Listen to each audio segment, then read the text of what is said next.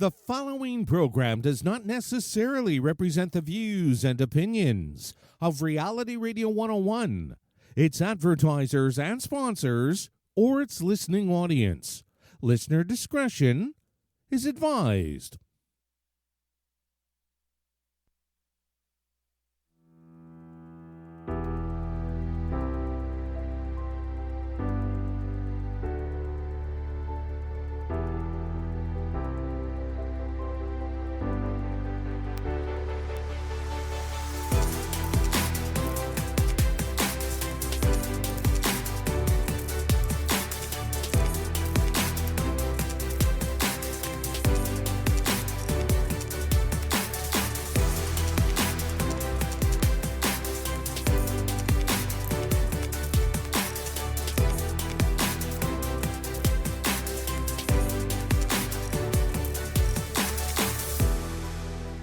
Welcome to the Bear Psychology Radio Show with psychologist, author, and speaker, Dr. Anna Baranowski, where mind, mood, and what matters to you are discussed. We're broadcasting live from Toronto, Ontario, Canada, on Reality Radio 101. Our email address is instudio101@gmail.com.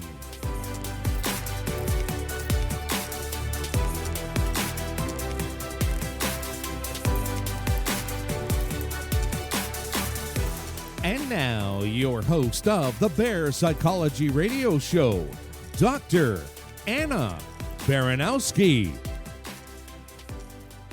Hi, everyone. I'm so glad to be back with you again today. We're going back into another Bear Psychology Radio Show, bearing witness to evolving mind, mood, health. I've found that the most profound changes occur when a person truly feels heard and understood. I like to think about it as deeply bearing witness to life evolving. We can feel incredibly stuck when we live with our fears, stressors, and troubles alone, but when we share and we dialogue and feel supported, it provides a powerful foundation for us to move forward in understanding and care. I think it's time for all of us to move into our own evolution. Today, I'm very fortunate because I have Toni Bergins, and she is the developer of something called JourneyDance. So this is really about movement and how to heal trauma through movement.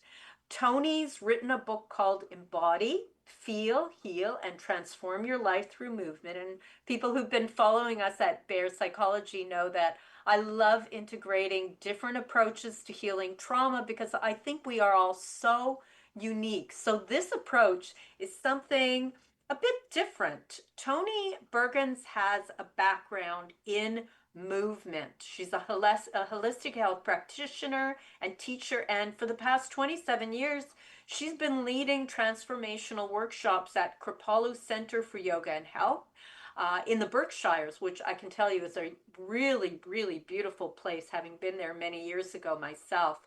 She's also affiliated with the Omega Institute, the New York Open Center, Pure Yoga, and Blue Spirit, and she's been offering this journey dance to help people really shake off old historical struggles and traumas and places where they're blocked in life through movement. So I'm really excited to have you on, Toni, and welcome to the show. Thank you so much. You said something right off the bat. I just want to be in union with you that you believe that people need to be witnessed and seen and heard in their story, and that's my whole life's work. And I do it through movement instead of through talking. Even though talking, of course, is 100% essential, we've got to weave the things together. But in the journey dance work, and my whole work is about community. Though you can do it on your own, like you can learn how to express yourself in your own living room, in your own bedroom, dancing, moving to some of the work that I'm going to bring to you today. And what you said though is so significant, because when we come together and dance in community, it's just what happens is a whole nother level of what I call, morphogenic healing, where we're in the field together and we're telling our stories to the dance floor without knowing what the stories are, but holding space for each other's emotional healing and social healing. So I just resonate with you totally. And I call my work Move Into a New Story, which is, very similar to what you said earlier. I just had to write all that down. Well, it's interesting because usually there's that musical introduction, and I saw you moving around and, kind of really enjoying the music.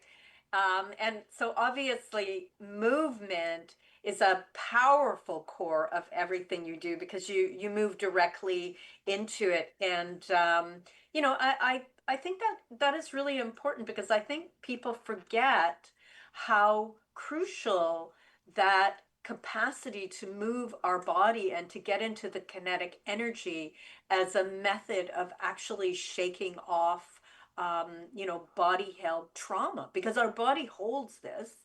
And so if we're really going to work with it, sometimes simply talking is not going to get us to that new place, because body kind of holding tends to be, Hmm.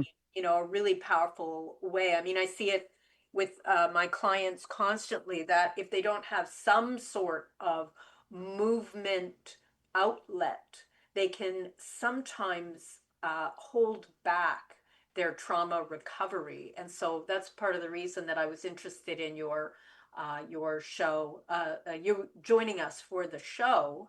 And our listeners, and thank you everyone for joining us again today. And I was just talking with the producer, and it seems like our show is getting between 8 and 15,000 live listeners. So I just want to, Awesome. yeah, Congratulations. it's really great, and we have a very very I could say pretty smart and savvy listeners who post the most interesting emails and questions. So I would just say if people are interested in posting a question or making a comment or sharing something with us today, that either I could respond to or Toni can respond to, especially related to this incredible book, Embody, Feel, Heal, and Transform Your Life Through Movement, which is just recently published. And congratulations on that, Toni. I think this is your first book, right?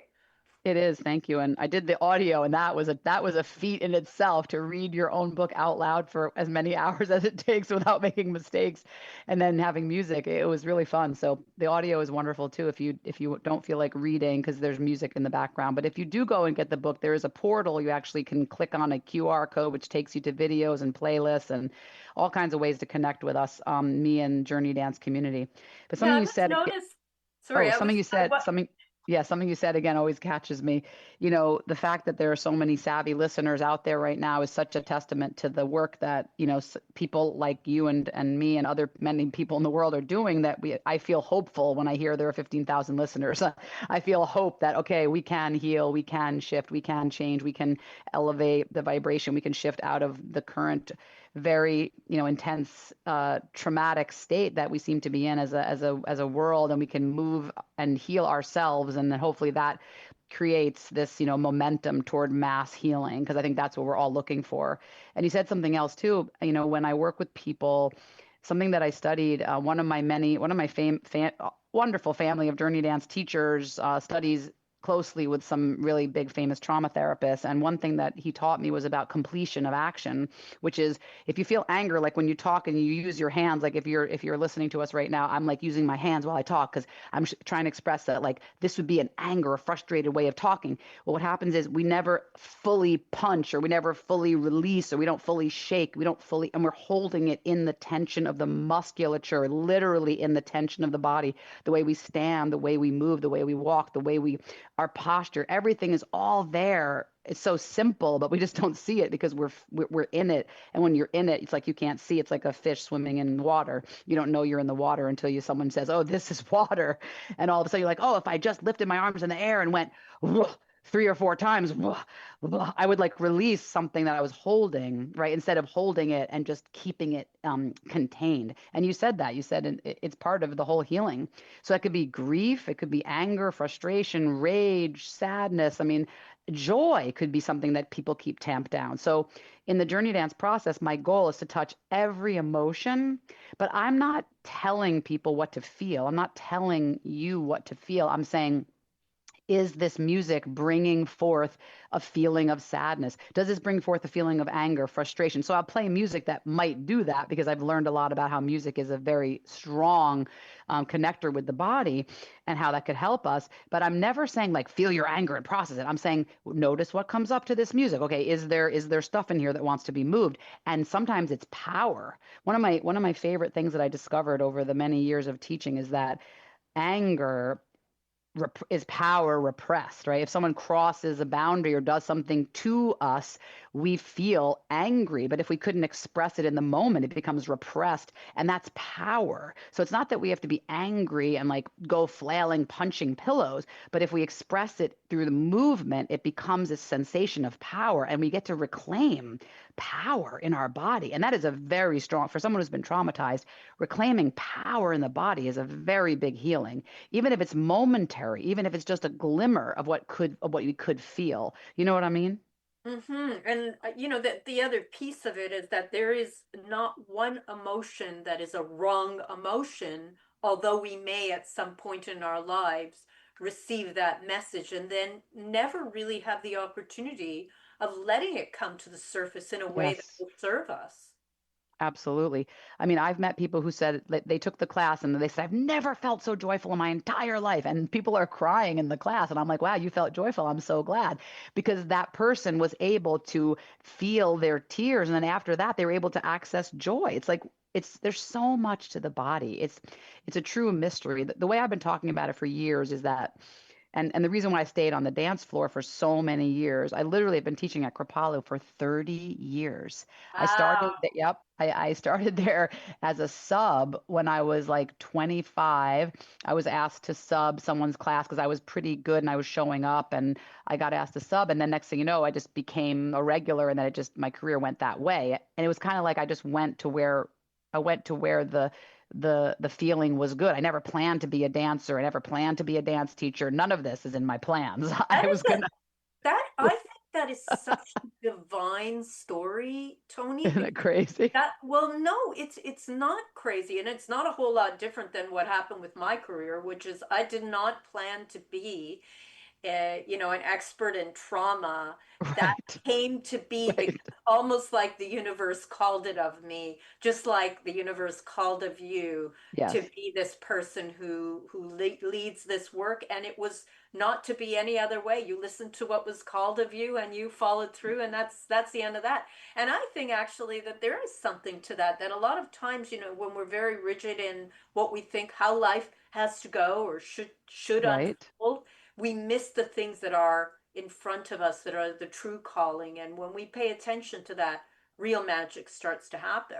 You know, Yesterday, yeah, on that exact note, yesterday I was teaching and I was like, isn't it great when you find your dharma? There's the word dharma in the yogic philosophy, which is when you find your right work in the world. And I literally found it through complete and total breakdown. I right. was, one of those people that was confining my trauma. I was self-medicating with eating disorders. I was self-medicating with, drugs, alcohol, cigarettes. I was self-medicating with numbing out. And I just finally came to the dance floor in this, very pristine setting of Kripalu where I really wasn't planning on the funny story that I don't tell in the book, which I didn't want to tell this part in the book, is that I was dating this guy. We were at NYU together and he's like, oh, and I just was totally in love with him. And he's like, oh, I love yoga. I was like, oh, my sister lives up near this crazy yoga ashram. We should go. And I was trying to impress him, which I didn't tell in the book. And he's like, I'm going to go meditate. I'm like, I'm going to go do the dance thing because I was addicted to aerobics at that time. I was living in New York City. I was at Jeff Martin's studio. You had to like sign up for your spot so you'd be near the step aerobics teacher so you could learn the choreography. Like I was obsessed. I was going to Jack LaLanne, which was famous back then. I was like in this whole world of aerobics. So I go to the dance class and there's no mirrors and there's no steps. I'm like, oh my God, what am I going to do? I'm going to lose my mind. And what happened? Boom. I lost my mind literally and was hysterical crying in the corner and came to the floor and had this literal catharsis, which is, it's rare, but it does happen. I still see it today. Occasionally a catharsis will occur. And I just was like slammed back into my body, like, oh, it was like being reborn. Like I made that breath sound just now because that's how it felt to me. And I said, what is happening? This is it. And I literally changed my whole life on a dime. I mean, on a literal dime. I never went back to working out. I'd been super into working out, into control. I was everything from anorexic, bulimic, like all the different things you could do to try to compress and control the environment. I was working in the city. I was at grad school. I was like, I'm going to be perfect, you know? And then I had this thing Good luck with happen. that. Right, right.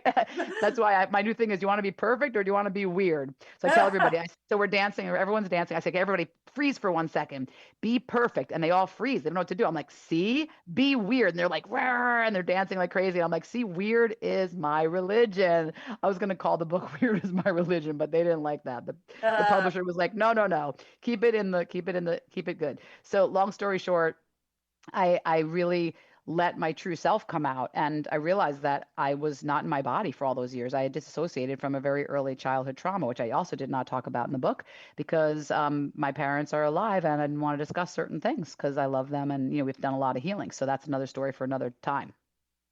Well, that is kind of the start of your book, actually, where, Yes, well, there's two things.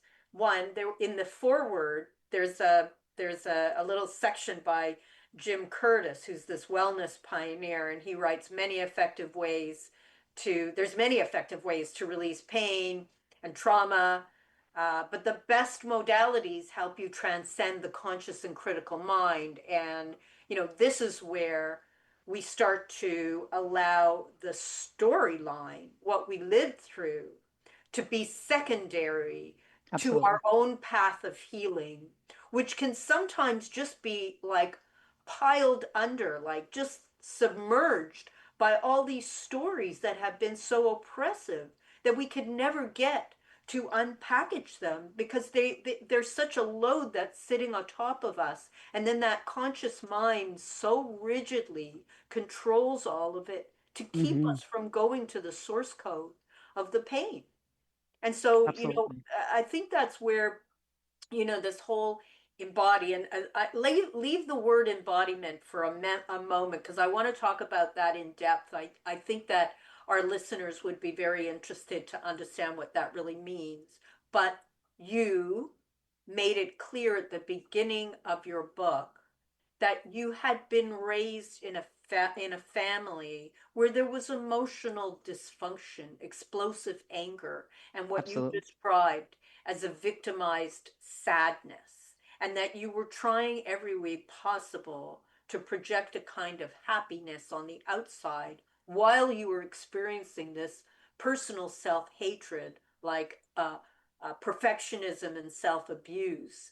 And you found movement was the answer to a changed life. So can you talk about Mm. that a little bit? Wow. Well, everything is packed into there, you know. So basically, I think that many of us, including, I mean, me as my story, you know, being raised in a family where we take on a role, right? We take on a role. My role was basically caretaker of all the other dynamic energies. Another thing I didn't write about it in my book because this other person in my life, in my family, is still around. I can't write about that either. I had a very, very intense sister. Um, who was going through extreme difficulty at a very young age. And I was like 7 or 8 watching her go through this. It was extremely difficult for me. I didn't even know that it was difficult at the time. I just was, you know, living my life, ignoring what was going on as best I could as a 7 year old, 8 year old, 9 year old, 10 year old, so on and so forth. But I learned to be the happy one, the put together one, which is a very common role, right? I didn't express emotions that were not, you know, acceptable and upbeat, and I was the easy one because this person was not. So I had to deal with that, and I had other siblings as well who were very upset about what was happening as well. So there's all kinds of things going on in the family. And then my parents feeling so guilty and horrible and not knowing what to do and all that. So I basically became, honestly, this is going to sound hilarious, but I always say to my mom, you made me a therapist by the time I was 13. Because I basically was like a therapist by the time I was 13. My mother was, I didn't talk about this either in the book because there's just too much to tell. You know, I want to get the process out there. But my mom became a therapist when I was, You my did. sister, You did. yeah. You wrote that. Oh, yeah, You yeah. wrote about I that. forgot what I throat. So Yeah. like she'd be telling me all her stories about her childhood and I'd be sitting listening. So I learned how to really listen at a very deep level. But what was happening for me all along was I was not in contact with my own emotions.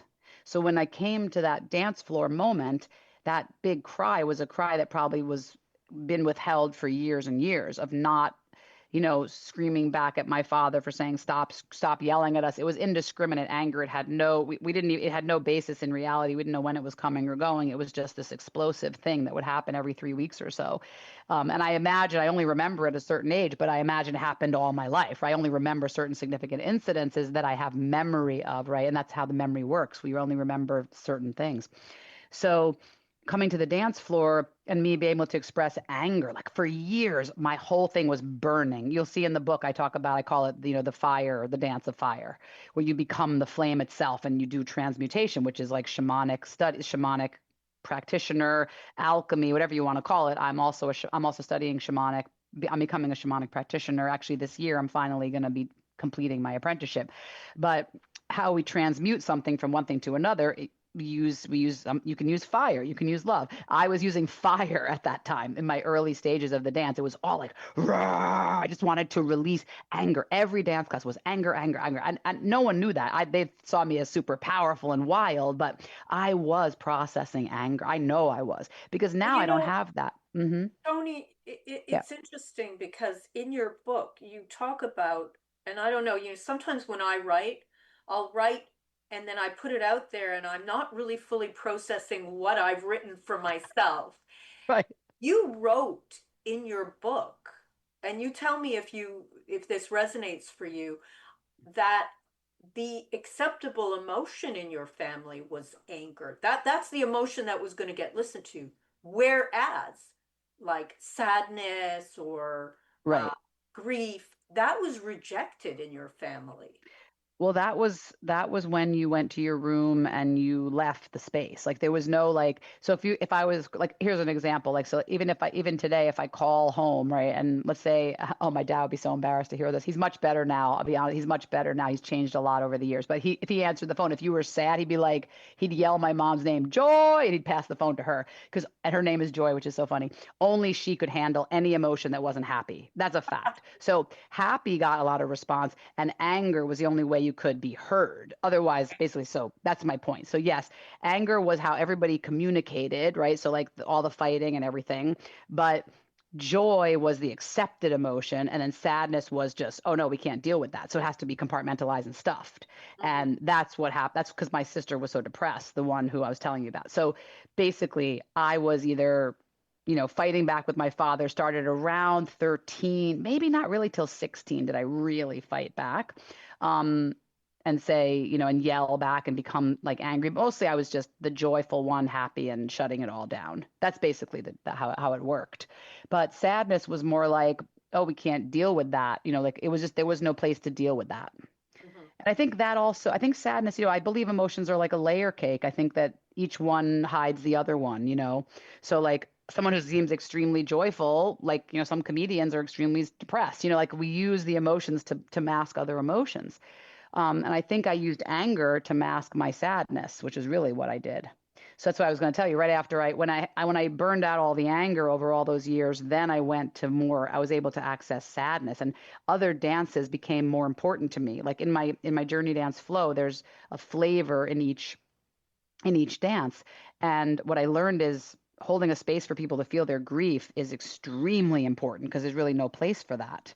So people responded very strongly to having places where they could just feel grief. So I'd play music that was kind of sad, a little melancholic, and people would start moving and expressing themselves. I was like, oh wow, this is so beautiful. And then I would be drawn into it myself. It was kind of like this. The dance healed me, is still healing me always, just as much as I bring the container to the people for them to heal, right? It's like this. It's the dance is really with me as well as with the people that I'm dancing with. It's really kind of fascinating. And I think something to never disregard is the music. Music is Without music, I mean, it would be beautiful. We could still dance, but it wouldn't be like it is. I mean, music speaks to the soul. As one of my amazing coaches said to me, it cracks the shell of emotion. It lets us access our deepest feelings. That's why people love music so much. I mean, and people make music. I make music. I'm a singer-songwriter because I have to express myself in different ways. And I think that's the key, is just to express, to express, to express, and then to feel, feel, feel. And these are the things people don't want to do. We don't want to feel. So we just numb out in other ways. So feeling is really the key Yeah, to the having whole. a relationship with that part of ourselves and letting it be okay no matter what comes to the surface, for sure. You were talking a lot about the stuff that happens with inside, that inner lived experience. I know the Yes. language of it is embodiment, but I always think about it as the inner lived experience because it's Mm, a fulsome experience that a person has. And, you were saying, you've done this audio book, but I have the real book in front of me and I'm looking at yes. this page, the embodiment scale. Oh, yes, I love that. Part of the reason that I love having a physical book in front of me is because, I can do this stuff like, I scratch on Right. on the books that I receive.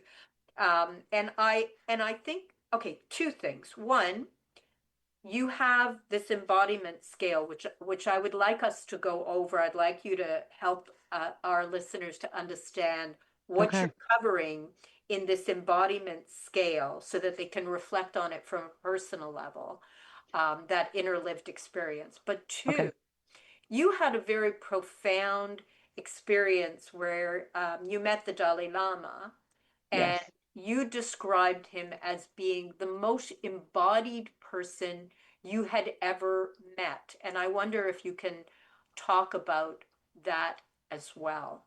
I will. That was such, I mean, I don't believe, now that I look back at my life, it feels like everything was perfectly designed. But during it, I didn't know any of that was happening. I was I had no idea that I was going to meet the Dalai Lama, and I wasn't even going to meet him as a speaker. I just happened to be at this an event that I was working at. I worked at a public relations firm in New York City, and I ended up representing the company that brought a sacred art of Tibet to this gallery that we were working at. And he looks over at me and he says, "How about you be my escort?" And I was like, "Oh my God, okay." I was 22 or 23. And I think now that I speak about it like from such a distant memory, and we have so many new words for embodiment, it was actually that he was the most regulated person I ever met. If you know the word, Mhm. now we're Yes, talking about of course. regulation. Yep. There wasn't an anxious muscle in his body. There wasn't a tension.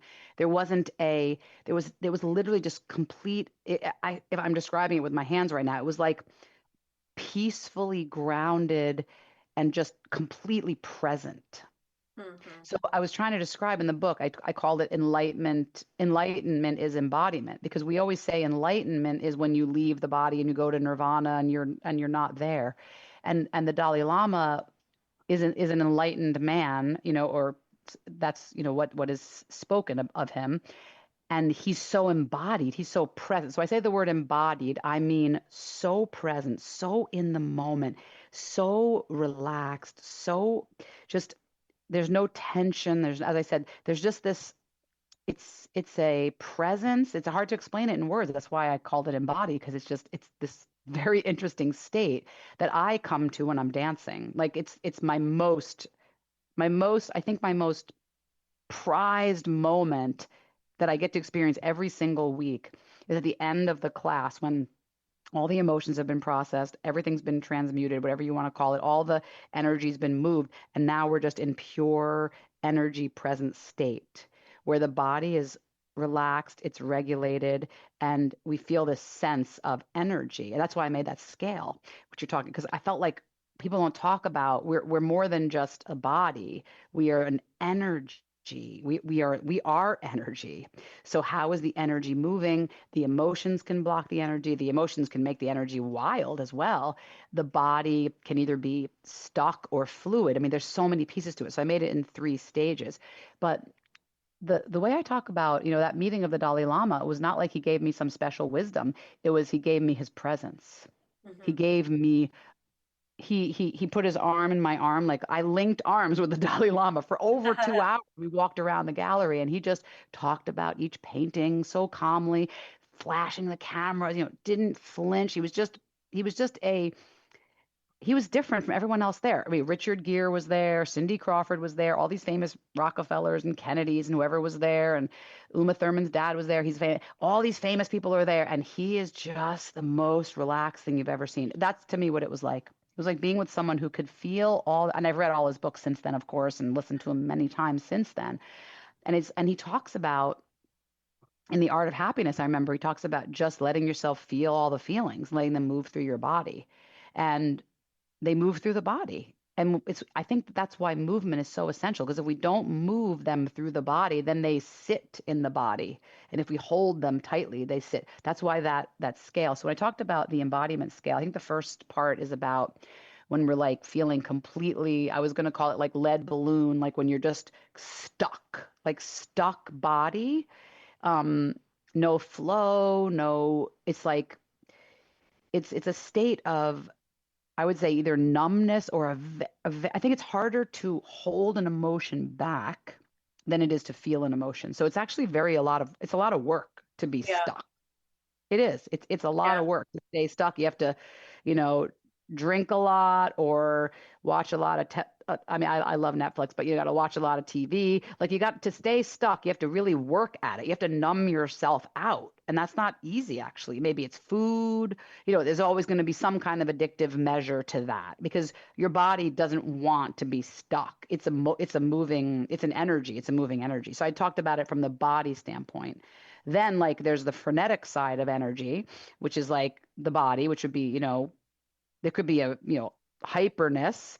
I'm very hyper. Like, I mean, I am just, this is my energy and I love myself. And I have to accept that I have to really work towards regulation because I tend to be very speedy.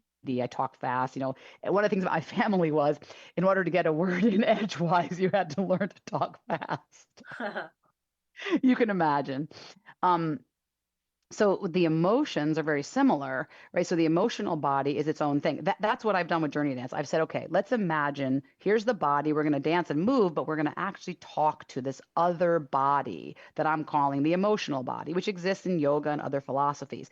So if we have the emotional body gets a chance to talk, ooh, that's wonderful. Now the emotional body can express itself. So that's how we free up the energy body, and then the energy gets to flow. So that's the way I designed it, like with the 3 stages, if that makes sense. Unbelievable. That's incredible. Listen, let's get to some of these emails because I've got a whole stack Oh, of great. them, and I want to share some of this with you. Okay. This one is from Howard, who says, Dr. Anna, wow, what a very different approach to your show. Love this, and I'm going to be purchasing your guest's book, so that's nice. Yay, thank you, Howard. Nice to meet you. Like I said, I like the physical book because it's great and it has these really nice illustrations, including the flip book. This is such I had to do it. I had to do it. I love it. It's such an old-timey thing where, you know, somewhere around page 70, if you start turning the book on the right-hand corner, we see Toni in action with all these movements. So that's really beautiful. So thank you. Can I tell you something funny about that? So, what's that? I can tell you something funny about that. Yeah. So, you know, there's no pictures of me because they said we don't think you should do pictures. So the illustrations are honestly my nephew, who's an incredible tattoo artist. And I asked him if he would do it. And he said, you got to send me pictures. So those are all pictures of me that he turned into these very interesting illustrations. So I love him. If you want to get a tattoo, he's the sad tatter instead of the mad hatter. He's great. But he did my illustrations. And then when I went to the designer, I said, hey, could we do something with all these photos? I got this photo shoot. I've never used it before. Can you do something with it? What about a flip book? And she said, the woman was so adorable. She said, I have never been asked to do this. This is the best thing anyone has ever asked me to do. And I said, wow. Go for it. So she was more excited than I was. And I wanted to write, this is a flip book on the cover, but they said, don't do it. Yeah, it's wonderful. I said it has to have some movement in it, you know. Anyway, so let's go on. What other questions? Very creative. Yeah, I just love that. Okay, this is from Beth. Hi, Beth. Thank you for writing in. There are 4 of us listening to your radio show today from Dallas, Texas. Hey, hi, Dallas. Hey, Dallas. I've been to Dallas. I've taught for the Dallas Movement Collective. Nice. We all love to dance, and we really wanted to see how this can help us physically, mentally, and spiritually Thanks for sharing and good luck to Toni. Oh, that's just so sweet. I just love that. That is so nice. Well, Tell them, check out the dance movement, the Dallas Movement Collective. Amazing people. I've worked with them, DJs, extraordinary humans. Go and dance with them. They're amazing. Yeah, please. are you going to go back and teach a workshop there? Oh, I'd love to. We had a great time. I'll definitely go back. I remember, I got to tell you something. So as a dance teacher, I'm in my 50s now. So like, I don't know who's going to show up, right? And I'm worried it's going to be all 20-year-olds. They're going to think I'm crazy. They're going to not like it. They want to dance without a leader, especially in these kinds of ecstatic dance environments. And I just said, I'm going to go for it and be my full self. I'm going to bring it to them. I brought them this process, one of my favorite processes. I just had created it. It's about like breaking out of a box. So we build a box together, our own box. What is the box we're living in? And then we say, I'm done with this box. And you bang the box, you use your fit, you take it apart, you deconstruct it, you dancing this whole time with this wild music. And I think I did another piece that I can't remember right now, but afterwards they loved it. And they were like, thank you so much for leading us, because we all need a leader sometimes. And I was like, okay, that's very interesting, because many people, we think we can dance without guidance, and we can, of course, but when we have the guidance, it goes to another level of the psyche, right? So the guidance takes it. So when I talk about, I have, most of the book, most of the JourneyDance process is very lightly led, but there are these sections that I call the alchemic containers of transformation. When I do teacher training and I teach people, I call it circle work and I call it alchemy, and we separate into parts. So sometimes I'll say, okay, stand here and you're going to be your inner self. Stand here and you're going to be your wise one listening. So now you're going to go into your inner self, tell your story with the body, tell it to your inner self. And then you go to this side and you have a conversation with your body, talking to yourself, giving yourself the healing you need. It's just so profound. And the wisdom that is inside of each of us is right there. I'm never saying to the person, here's my wisdom, here it is. I'm saying, where's your wisdom? Let's open it up. That's the difference. Like, I'm not guiding people in my story, I'm guiding them into their story. And that's what I love about Journey Dance. Because I never have to, it's not our responsibility to heal another person. It's our responsibility to heal ourselves. And that is the key. That's why when we go to therapy, the therapist is there to ask you the pivotal question to say, I never thought of it that way. That's what I believe about all therapy, that it has to be self-healing. Oh yeah. Self-induced. Yeah. Yes. Anyway. Yes. I love that. And it's a real tricky thing that as a therapist, you have to be careful that you don't take ownership of another person's healing, because it's a very personal journey. And if we get caught into that, I'm going to fix you idea, we are going to actually impede, not help the other person in their journey, because we cannot be helpful when we apply our version of healing onto another person. It just doesn't work. Here's a great question. I love this. This is from Anne. And maybe we can weave in an explanation of ecstatic dance, and there's a 4-season dance, and there's all these different approaches. Anne says, hello today. Is this, I think she says, I think she means aerobics, but she says aerobatics, but I think it's aerobics that she's saying. But basically, Journey Dance is not just aerobics. You're trying to get at something. And I think from reading about it, it sounded a lot like what I've experienced in this version of ecstatic dance. There are elements that you seem to draw from. Yes. Okay. So I'll say a few things about it. So there's been a really interesting movement. I remember when I first met this really, really wonderful man named Mark Metz, and he said, I think I'm going to create something called Conscious Dancer Magazine. And they started calling it Conscious Dance. It's like this new rubric developed, which is amazing. This was I remember 15 years ago, maybe 20, when I met him. He said, I'm going to put 5 rhythms, soul motion, and a couple of other dance forms into it that are called conscious dance. So ecstatic dance has totally taken off and developed, which is a wonderful thing. Ecstatic dance is very similar to all these conscious dance forms. And there's many different styles, just like there's many different styles of conscious dance.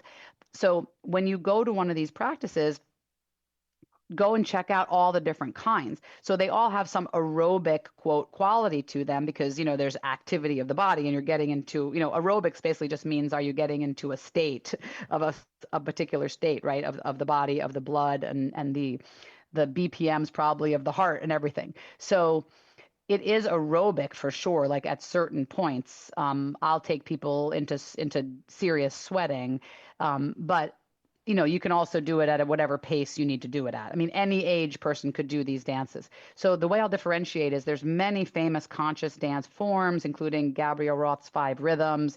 There was something called Soul Motion by Vin Marty. There's me, which is JourneyDance Toni Bergins. There's other forms out there which have just become much larger now.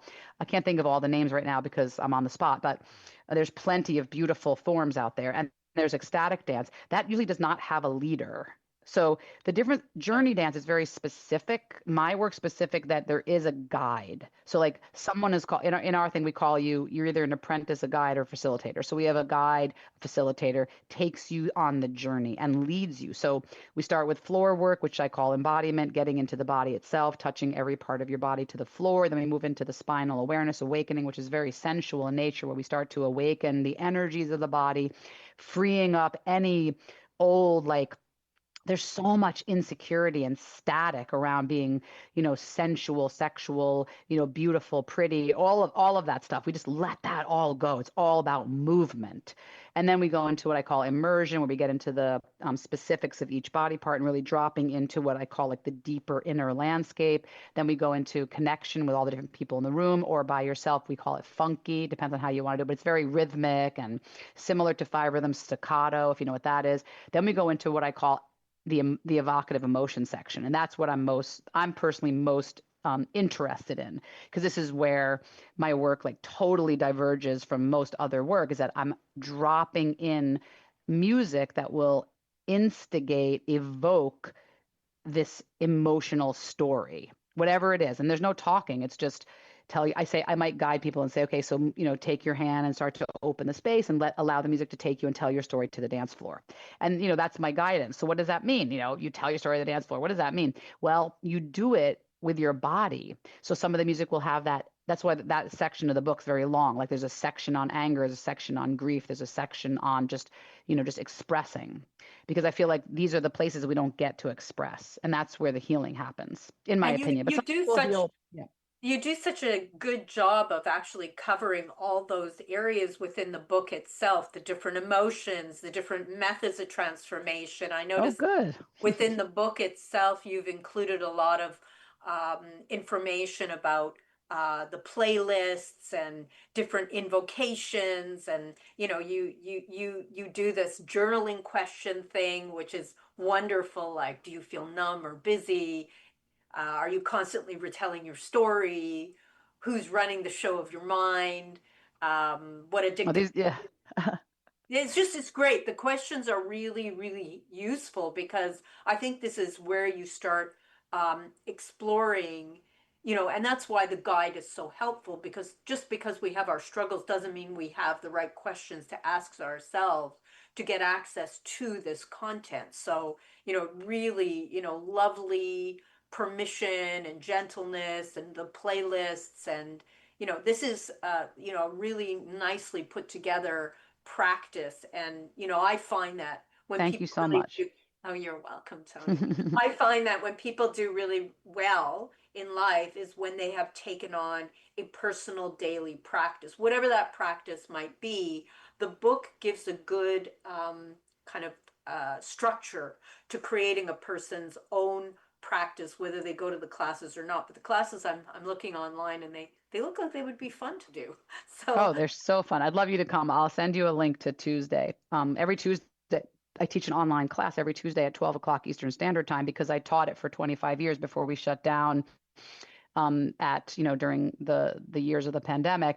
And then I just couldn't stop. So because I taught every Tuesday, it was my thing.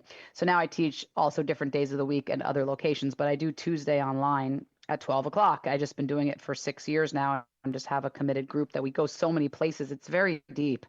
And when you jump in, you just be like, all right, I'm gonna jump in. You just take it. No one can, you're on Zoom, so you can definitely self-regulate how deep or how intense you go. But you made me think of something about, so I was talking about that group in Dallas. I remember being worried that are the ecstatic dancers going to like Journey Dance? Because Journey Dance really is, and someone said this to me the other day, they said, this is therapeutic dance. This is not, just dance. It's not just dance, it's therapeutic dance. So you need to know that going in, everybody. So when you come to a journey dance, and I have over 1,500 teachers have been trained. There's probably like, I guess maybe 500 right now, that are like very active, and maybe 50 that are like really teaching like every week. You can find another dance class. There's a Thursday night dance class every week with a beautiful teacher named Danielle. There's a lot going on with Journey Dance right now. We're sort of hitting this new era where people are starting to say, "Oh, I want to do transformational work through movement." So if you go to ecstatic dance, you'll have a beautiful experience. You'll love it. I've had incredible experiences on the dance floor. And then when you have a guide who takes you very carefully, like we've created Journey Dance. I mean, my process is very carefully curated so that you will have a beautiful experience and you get to control it. It's not like I'm controlling it, but it's an offering is really what it is. And you can go places. I mean, I remember times when I would tell my own story to the dance floor. I told the story in the book that I was going through my divorce with the father of my children. And I was really, really angry, just so angry. All the things, all the efforts, the dream lost, the person, the addiction that was in that person, and all the pain of that. And I used to tell it over and over and over. And then one day I just said, you know what? I've told this story so many times. Like, when am I ever going to be free of it? And I decided that day, I said, today's the day. I'm just going to let it, I'm going to be free of it. And it was a choice. It was kind of like being addicted to cigarettes, right? It's like, all right, am I going to smoke another cigarette? Am I going to tell the story again? Because I just keep re-stimulating my feelings around it. So I said, this is it, I'm done. And it literally changed my life that day. I was around 2009, and I was like, I'm done with the story. And But I stopped. that is a very important thing that you just said, because you made this pivotal decision in your life. And this is what we were talking about before. Nobody is going to do this for you. Like, it's Exactly. such an important thing that there was a point where you had this pivotal awareness. This is up to me. This is Right. my choice. I get to either keep retelling it, or I get to say, I'm kind of done with that story. I can do my Yes. own healing. It doesn't mean that I don't have more work to do, but this story, I can finish fueling it with all that powerful energy. I can stop giving it all of that. I have to Yes. ask this question because I think this is an incredibly important one. This is from Sherry, and Sherry, thank you for writing this in. Can older people or people with medical conditions do this? Yes, and I'll say you can do this at any. I mean, I've taught in nursing homes, and other journey dance teachers have taught in all kinds of places where people are in wheelchairs, because the music and the guidance will still take you there. That's the thing about music. Music is transcendent of the body. Music, even if you're sitting in a chair and you're swaying side to side and you're telling your story, and it's a sad song and you want to release some grief, you can do it just sitting in a chair. It can do it through your fingers. I mean, it's right there. It's just using the body, and I'm telling you, it's in the book many times. We go into an altered state when we hear music. I don't like to say the word altered state because there's so much stuff around plant medicine and everything right now, even though I respect that highly, and I've done every different kind probably at this point. But we go into an altered state just from the music. Just from the music, and giving yourself permission to listen to, say, one of the songs that I have in that playlist that might bring up anger, to give yourself permission, even if you can't move, like, and jump around and be like wild, you can still use your elbow. Your elbow is a powerful thing. Like, I need space. That's what your elbow is for. Your elbow, as they say elbow room for a reason. And it could be that, again, I always say, we never know exactly what's being released, and we don't have to. We don't have to know every single story, right? Like, and you said something so powerful, Dr. Anna. I love that. You said something so powerful a minute ago about choices, and when I heal my relationship with my father, for example, I'm healing my relationship with my ex-husband. When I heal my relationship with my ex-husband, I'm healing my relationship with my current person, because we tend to create as souls, right? We have these I believe we have cosmic lessons that we're here to learn. And let's say my big learning is going to be to stand up to I'm just going to say it, the abusive narcissist, whatever it might be. Okay. And I don't know what people are going on in their life right now, but the zeitgeist right now is empaths rising. That is the zeitgeist. It is get back into your body, own your power, make your take some elbow room and say, you know what, I'm here for a reason. I matter more than I think. And I'm not going to be taking abuse or any of that. This is a huge thing. And I'm telling you, journey dance or any kind of empowered movement practice that's going to give you healing and give you a chance to feel your power is going to help you set those boundaries. And say, and there's a tenderness to journey dance. Let me tell you, there's a whole tenderness section. I know I always talk about anger because so many people can't feel their anger. They won't let themselves. But there's a tenderness to it when we come to the later sections of the book that's all about the heart. And I told you I used to be so fiery, and I'm still fiery, but so, that was my big section. Now it's heart. I'm obsessed with heart dance. I could heart dance and prayer dance all day, just softly with my scarf in my arms. And I studied a lot of psychodrama. So we have scarves because you hold the scarf as if it was your heart, or as if it was your inner child, your little girl, your little boy, as if it was your dream, whatever it is. It's called a productive object. You hold it and you project onto it and you feel it and you feed it with love that maybe you have never given yourself love. But if you look at the scarf and I say to you, hold the scarf in your arms as if it were your heart and just be with it and tell your heart what it needs to hear or listen to what it has to say, all of a sudden you're like, oh, wow, my heart is sad, my heart is heavy, or my heart is joyful, or my heart wants to be free, or, all these things come to us. And we used to call it like, listen to the whispers of your heart. And sometimes I have to talk to my heart and say, hey, sweetheart, I'm here. I know I've been, I say like when you're an adult, you can talk to your inner child, right? Right on the dance floor. I've done ones called Talk to Your Inner Child. So we'll hold it and tell it, hey, I've made it to this. Look how old I am. I've made it. We've way past this part over here, baby, sweetheart. And you start to have a relationship with yourself that is compassionate, caring, empathetic, loving. I mean, it's kind of an epic thing. It's like combining parts work with voice dialogue, with psychodrama, with music, with dance, and we can then step out into our lives and say, okay, I have to treat myself this way off the dance floor. And that's what I want for everyone is to learn how to treat themselves this way off the dance floor and be that love vibration that changes the world, that uplifts it and says, okay, if we all do this healing work and we begin to forgive the past and all the things, we can actually shift the vibration or whatever we're calling the frequency that is now so violent and tumultuous. We are in a very intense time.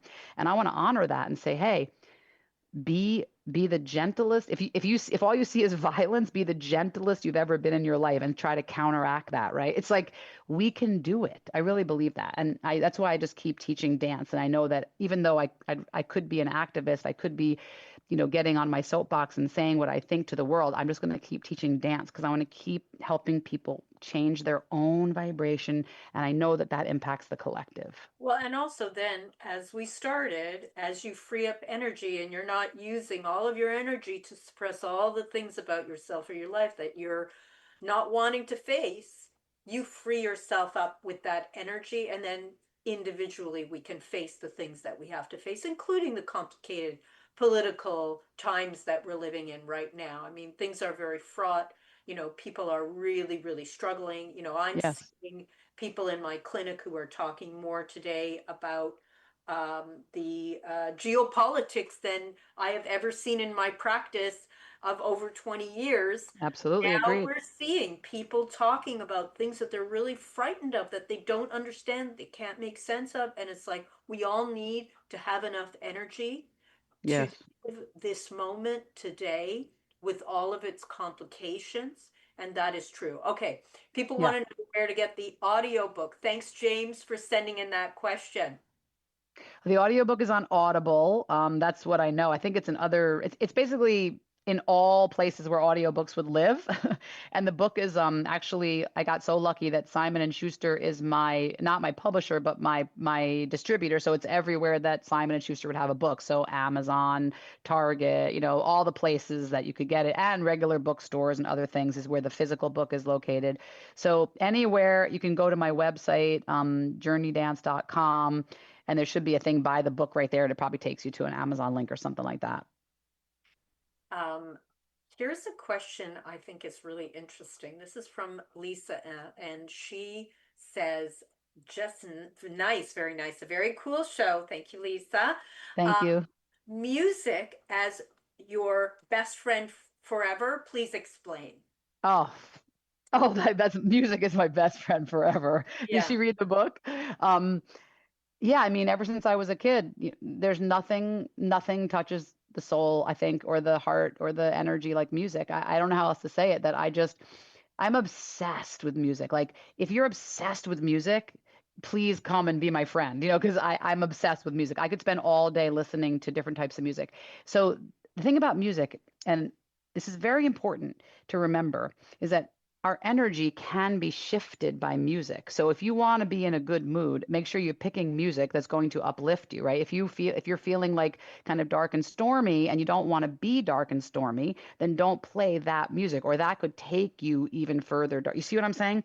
The body, the energy, the vibration, music, words, lyrics, sound, it's so important. It's so effective. Somebody was once in this dance class. I remember vividly, this DJ was playing a pretty intense playlist. People were getting upset. It was very sad. And someone went up to the DJ and said, "Why are you making us sad?" And the DJ said, "I'm not doing anything." And I said, "Oh, that's not true. Come on. I'm a DJ. I know you know that we are manipulating the dance floor with our music, right? So the choices that we make as a DJ or a dance teacher or whatever is very important. And I take full responsibility for that. So in the book, I even talk about, like, if you want to be happy, go to the funky playlist and play those songs and get your joy on. You want to express grief, go to the grief playlist because it will bring it up for you. It's like music is like that. And then, of course, you know, I have just total respect for musicians. I have just, it's hard to explain my relationship with music, but, music was always there for me. So at a time when I was, very sad, I was, listening to, James Taylor and Carly Simon and Joni Mitchell and,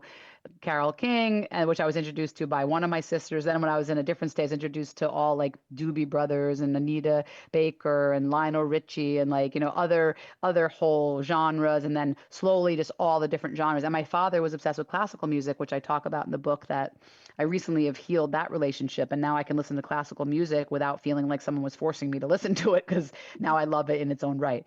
And opera and just everything from country to, I mean, I've just become I said to somebody, yeah, I could do name, I should be on Name That Tune, but they don't have that show anymore. And now it's way too complicated because there's too much music. I could never get it all. But back in the day, I could have won that show. But music was always my best friend because, you can always find the right lyrics. You can always find the right conversation. You type in, "Please give me a song to help me heal my heartbreak." I'm actually going through a big, big heartbreak right now. And I made a playlist. It's about 3.5 hours called Best Songs to Heal the Heartbreak. And I think it's my best playlist I've ever created. I haven't publicly shared it yet because I haven't talked about this story at all yet, but I'm going to do it because I really want to help people. And I found the best music ever So to two help questions. you. Yes. How do people find your playlists? Because I've gotten a few people asking that question. And the Okay. other question is, how do they get access to your online classes? And is there cost for those classes? Okay, yes. So my online classes are Tuesdays at 12 o'clock. There is cost to those classes. And depending on like what time of year it is, we change the price to suit the culture. Sometimes it's a donation base, sometimes it's $20, but it's never more than $20. So just so you know, that's the class on Tuesday online. I teach at Kripalu. I'll be there in October on Halloween night, which is going to be super fun. I'm going to do something really wild for that. And then I'll be there December, which is pre-New Year's Eve weekend, right after Christmas. And then I'll be there again. I do a thing in the spring, and in the winter I go to like some place like Costa Rica. This year I'm going to Costa Rica for a week and taking people with me on a retreat because I have to get out of the wintry where I live, which I'm sure you can understand being from Canada. I get a lot Yeah. of Canadians coming on the trips. Oh, Canadians have always come to Mexico with me. Now maybe Costa Rica as well. But and then I also teach my playlists. So I'm really not I'm tech savvy because I'm tech savvy, but I've never made that many of my playlists public. But I am Toni Bergins, and you can follow me on Spotify. And maybe I'll make a note of it to put up a few. I'm gonna try to figure out how to do it.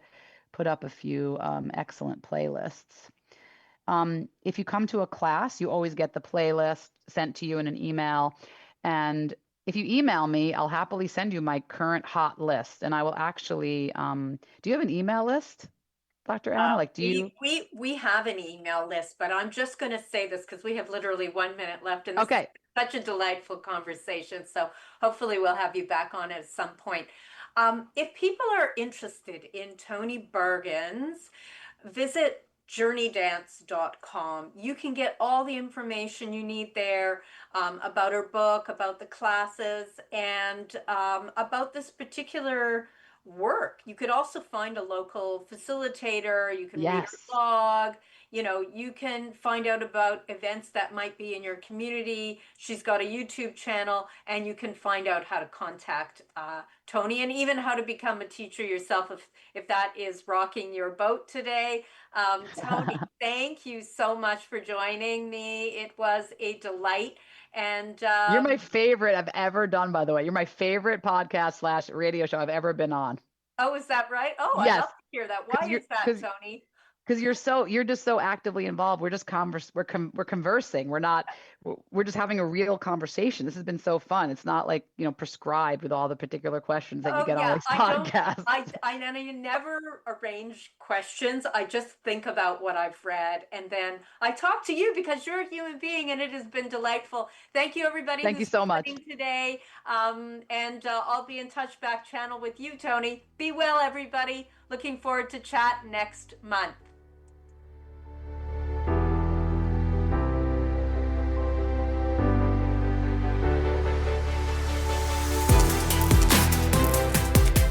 Thank you for listening to the Bear Psychology Radio Show with your host, Dr. Anna Baranowski, right here on Reality Radio 101.